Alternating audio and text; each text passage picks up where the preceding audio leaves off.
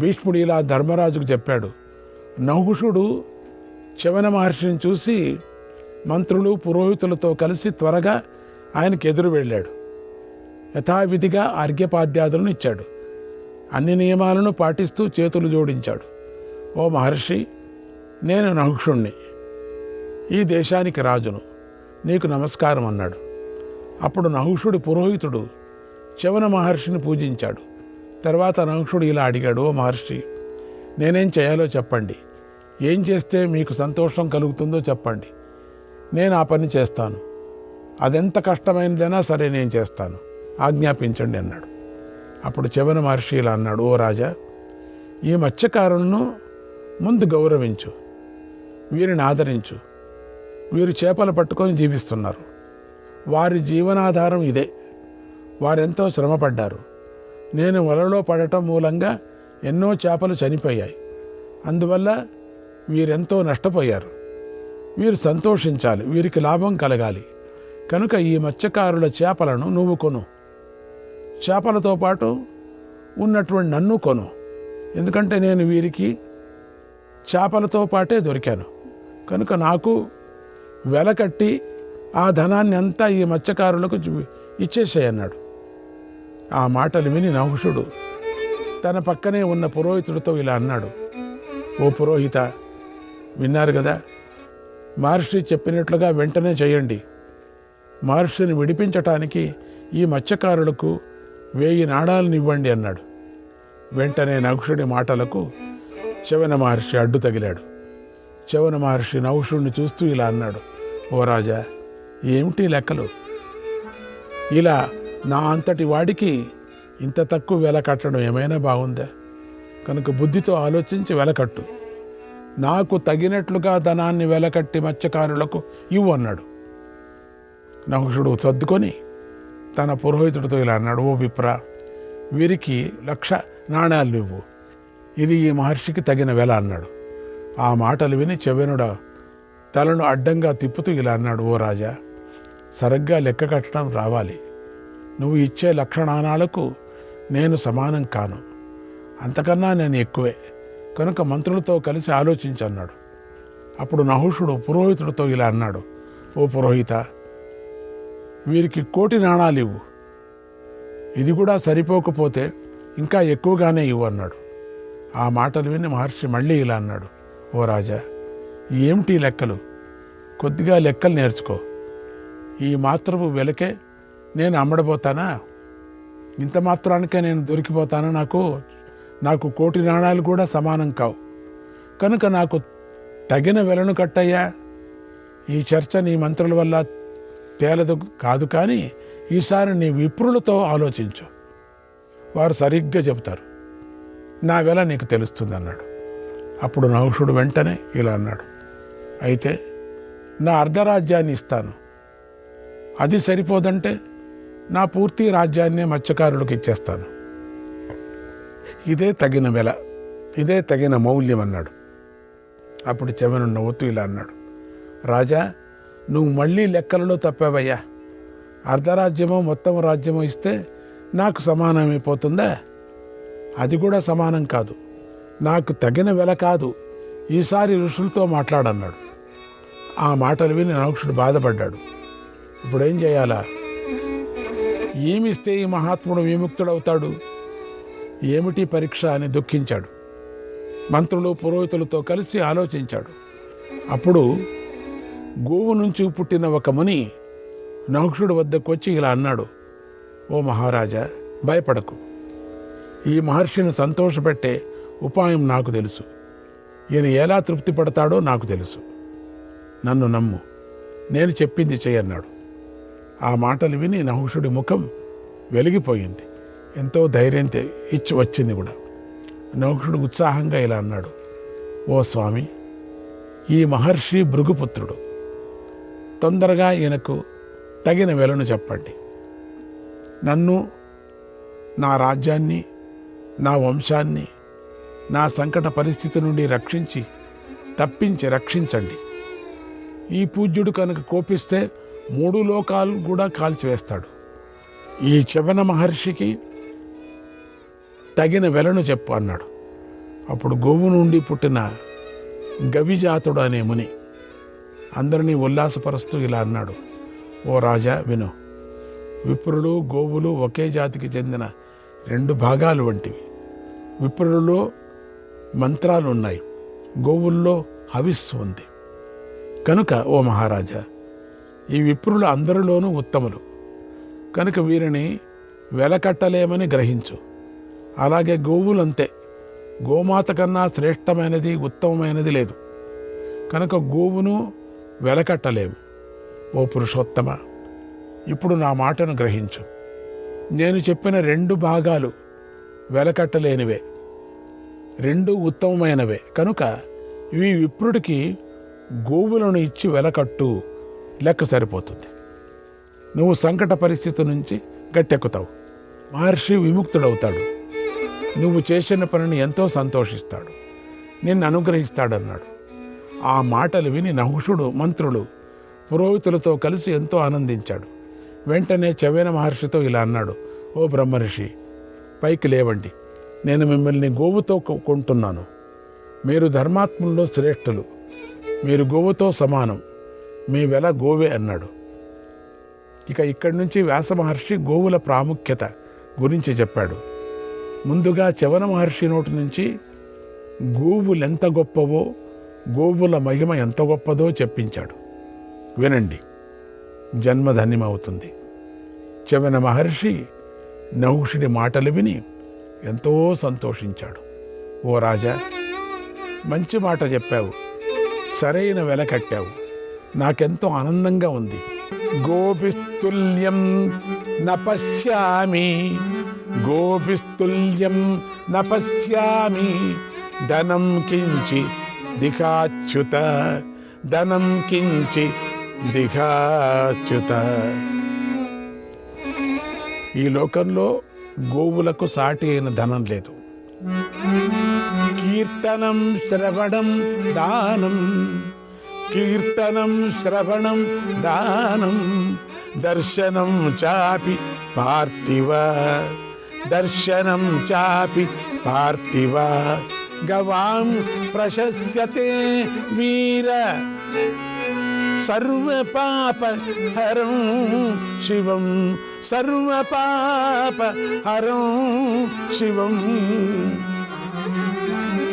ఓ రాజా, గోవులను కీర్తించటం, గోవుల గురించి వినటం, గోవులను దానం చేయటం, గోవులను దర్శించటం, గోవులను ప్రశంసించటం మంచిది.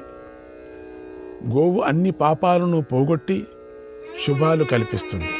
గావో లక్ష్మ్యా సదా మూలం, గావో లక్ష్మ్యా సదా మూలం. గోషు పాప్మాన విద్యతే, గోషు పాప్మాన విద్యతే. అన్నమేవ సదా గావః, అన్నమేవ సదా గావః. దేవానాం పరమం హవిః, దేవానాం పరమం హవిః. గోవులు లక్ష్మికి మూలం. గోవులలో పాపం ఉండదు.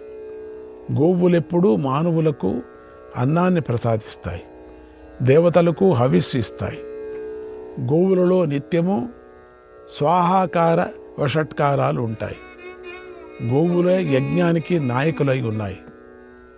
యజ్ఞాలకు గోవులే ముఖం.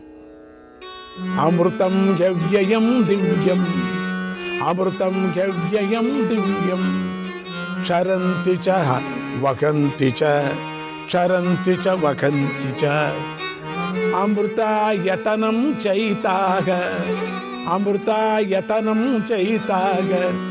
సర్వలోక నమస్కృతాః, సర్వలోక నమస్కృతాః, సర్వలోక నమస్కృతాః. గోవులు దివ్యమైనది, అవ్యమైనది అయినటువంటి అమృతాన్ని ధరించుంటాయి. అమృతాన్ని పాల రూపంలో ఇస్తాయి కనుక గోవులే అమృతానికి ఆధారం. అన్ని లోకాలు గోవులకు నమస్కరిస్తాయి. లోకంలో తేజస్సుతోనూ శరీరంతోనూ గోవులు అగ్నితో సమానమైనవి. గోవులే మహా తేజస్సు. గోవులే ప్రాణులకు సుఖం ప్రసాదిస్తాయి. గోవులు ఉన్న చోట ఎలాంటి భయం లేకుండా ఊపిరిని పీల్చుకోవచ్చు. గోవులు తాము ఉన్న చోటను ప్రకాశింపజేస్తాయి, పాపాలను తొలగిస్తాయి. గావః స్వర్గస్య సోపానం గావః స్వర్గేపి పూజితాః గావః స్వర్గేపి పూజితాః గావః కామదుఃఖో దేవ్యః గావః కామదుఃఖో దేవ్యః నాన్యత్ కించిత్ పరం స్మృతం నాన్యత్ కించిత్ పరం స్మృతం. గోవులే స్వర్గానికి మెట్లు వంటివి. గోవులు స్వర్గంలో కూడా పూజించబడతాయి. గోవులు పాలిచ్చే దేవతలు. గోవులను మించినది ఏదీ లేదు. ఓ నహుషరాజా, ఇది గోవుల మహాత్యం. దీన్ని నేను నీకు కొంతే చెప్పాను, పూర్తిగా చెప్పటం అసలు వీలు కాదు అన్నాడు. ఆ మాటలు విని అక్కడ ఉన్నటువంటి మత్స్యకారులు మహర్షితో ఇలా అన్నారు. దర్శనం కథనం చైవ దర్శనం కథనం చైవ సహాస్మాభిః కృతం మునే సహాస్మాభిః కృతం మునే సతాం సాప్తపదం మైత్రం ప్రసాదం నః కురు ప్రభో ప్రసాదం నః కురు ప్రభో. ఓ మహర్షి, సత్పురుషులతో కలిసి 7 అడుగులు వేస్తే మైత్రి ఏర్పడుతుంది. అలాగే మేము నీతో 7 అడుగులు వేశాం కనుక మాకు మీతో మైత్రి ఏర్పడింది. నిన్ను దర్శించాం, ఇంతసేపు నీతో మాట్లాడాం కనుక ఓ స్వామి మమ్మల్ని అనుగ్రహించు. అగ్ని అన్ని హవిస్సులను స్వీకరించి అనుభవిస్తాడు. అలాగే నువ్వు కూడా మా గుణదోషాలను స్వీకరించు. ఓ పండితుడా, మేము తలలు వాల్చి నిన్ను ప్రార్థిస్తున్నాం. మమ్మల్ని అనుగ్రహించు. ఈ గోవును స్వీకరించు. తీవ్రమైన ఆపదలో మునిగిన వారిని రక్షించేవారు ఎటువంటి మంచి గతిని పొందుతారో తమకు తెలుసు. మేమెన్నో పాపం పనులు చేశాం కనుక ఇప్పుడు నరకలోకంలో పడబోతున్నాం. నువ్వు మమ్మల్ని రక్షించు, మాకు నువ్వే శరణు అని ప్రార్థించారు. ఆ మాటలు విని చవ్విన మహర్షి ఇలా అన్నాడు. లోభి అయిన ఋషి యొక్క నేత్రము, పాము యొక్క రోషదృష్టి, ఈ రెండూ కూడా అగ్ని చెత్తా చెదరాన్ని కాల్చివేసినట్లుగా మనిషిని పూర్తిగా కాల్చేస్తుంది. మీరు ఇచ్చిన గోవును స్వీకరిస్తున్నాను. మీరు పాపం విముక్తులయ్యారు. ఇప్పుడు మీరందరూ నీటిలో పుట్టిన చేపలతో పాటు స్వర్గానికి వెళ్ళండి అన్నాడు చవ్విన మహర్షి. గొప్ప తపోనిధి, పవిత్రమైన హృదయం గలవాడు. ఆయన మాట ప్రభావంతో ఆ మత్స్యకారులకు, చేపలకు స్వర్గం లభించింది. అందరూ చూస్తుండగానే వారు స్వర్గం వైపు వెళుతున్నారు. వారిని చూసి నహుషుడు ఎంతో ఆశ్చర్యపోయాడు. తర్వాత చవ్విన గవిజాత మహర్షులు ఇద్దరూ కూడా నహుషుడికి వరాలిచ్చి అనుగ్రహించారు. అప్పుడు నహుషుడు ఎంతో ఆనందించి, ఓ మహర్షులారా, మీ అనుగ్రహం చాలు. నేను ధర్మమందే స్థిరంగా నిలిచి ఉండాలి. నాకు ఈ వరాన్ని ప్రసాదించండి అని కోరుకున్నాడు. ఆ మాటలకు మహర్షులు ఆనందించి ఆ వరాన్ని ప్రసాదించారు. నహుషుడు వారిని పూజించాడు. తర్వాత చవ్విన మహర్షి తన దీక్షను పూర్తి చేసుకొని తన ఆశ్రమానికి వెళుతున్నాడు. గవిజాత మహర్షి తన ఆశ్రమానికి వెళ్ళాడు. నహుషుడు వరాన్ని పొంది ఎంతో సంతోషంతో తన నగరానికి వెళ్ళాడు. ఓ ధర్మరాజా, దర్శనంతోనూ సహవాసంతోనూ కలిగే స్నేహాన్ని గురించి చెప్పమని అడిగావు కనుక అదంతా నీకు చెప్పాను. ఓ ధర్మరాజా, నీవు గోవుల యొక్క మహాభాగ్యాన్ని గురించి, ధర్మ నిశ్చయం గురించి చెప్పాను. ఇంకా నువ్వు ఏం వినాలో కోరుకో చెబుతాను అన్నాడు భీష్ముడు. ఈ కథ మహాత్ములను సేవించటం యొక్క గొప్పదనాన్ని చెప్పింది. వారిని ఆదరిస్తూను, పూజిస్తేనూ, వారితో సాంగత్యం చేస్తూనూ కలిగే ఫలాన్ని చెప్పింది. కనుక మహాత్ముల విషయంలో అందరూ భక్తి ప్రమత్తులు కలిగి ఉండాలి, వారిని పూజించాలి. ఎందుకంటే మహాత్ముడైన చవ్విన మహర్షి దర్శనంతోనూ, సంభాషణంతోనూ, సాంగత్యంతోనూ మత్స్యకారులు చేపల పుణ్యం సంపాదించుకున్నాయి కదా, స్వర్గానికి చేరాయి కదా. అలాగే రాజైన నహుషుడు వరాలను పొందాడు. ఇది మహాత్ముల వల్ల కలిగే ఫలం. అందుకే మనమే మహాత్ముల దగ్గరికి వెళ్ళి నమస్కారం చేయాలి. ఒకవేళ వారే తమ దగ్గరకు వస్తే వారిని ఆదరించాలి అని ఈ కథలోని బోధ ద్వారా గ్రహించి ఆచరించాలి. శ్రీకృష్ణాయ పరమాత్మనే నమః. 52వ అధ్యాయం. ధర్మరాజు భీష్ముడిని ఇలా అడిగాడు, ఓ బుద్ధిమంతుడా, పరశురాముడు ధర్మవేత్తల్లో శ్రేష్ఠుడు, జమదగ్ని కుమారుడు. ఆ పరశురాముడి గురించి నాకు చెప్పు. ఆయన చరిత్ర వినాలని నాకెంతో కుతూహలంగా ఉంది. ఆయన సత్యపరాక్రముడు. ఆయన ఎలా జన్మించాడు? ఆయన బ్రహ్మర్షి వంశంలో పుట్టిన క్షాత్రధర్మాన్ని ఎలా స్వీకరించాడు? ఆయన పుట్టుకను గురించి నాకు చెప్పు. అసలు కుశిక వంశము క్షత్రియ వంశం కదా, దాని నుంచి విప్రజాతి ఎలా పుట్టింది? పరశురామ, విశ్వామిత్రుడు యొక్క ఇద్దరి ప్రభావము ఎంత ఆశ్చర్యాన్ని కలిగిస్తుంది. కుశికుడి కొడుకు గాది, గాది కొడుకు విశ్వామిత్రుడు. అలాగే రుచికుడి కొడుకు జమదగ్ని, ఆయన కొడుకు పరశురాముడు. కొడుకులలో లేని ఈ జాతికి సంబంధించిన దోషం మనుమళ్ళతో ఎలా వచ్చింది? కనుక నాకు ఈ విషయాన్ని వివరంగా చెప్పు అన్నాడు. భీష్ముడు ఇలా చెప్తున్నాడు, ఓ ధర్మరాజా, పూర్వము చవన కుశికులు ఈ విషయాన్నే మాట్లాడుకున్నారు. దాన్ని చెబుతున్నాను విను. పూర్వము చవన మహర్షి తన వంశానికి కలిగే దోషాన్ని ముందుగానే గ్రహించాడు. గుణదోషాలను బలాబలాలను మనస్సులో పూర్తిగా ఆలోచించుకున్నాడు. కుశిక వంశాన్ని పూర్తిగా దహించి వేయాలని అనుకున్నాడు. తర్వాత చవనుడు కుశికుడి వద్దకు వచ్చి ఇలా అన్నాడు, ఓ పుణ్యాత్ముడా, నాకు నీతో కలిసి బ్రతకాలని ఉంది అన్నాడు. అప్పుడు కుశిక రాజు ఇలా అన్నాడు, ఓ మహర్షి, అలాగే మనిద్దరం కలిసి జీవిద్దాం.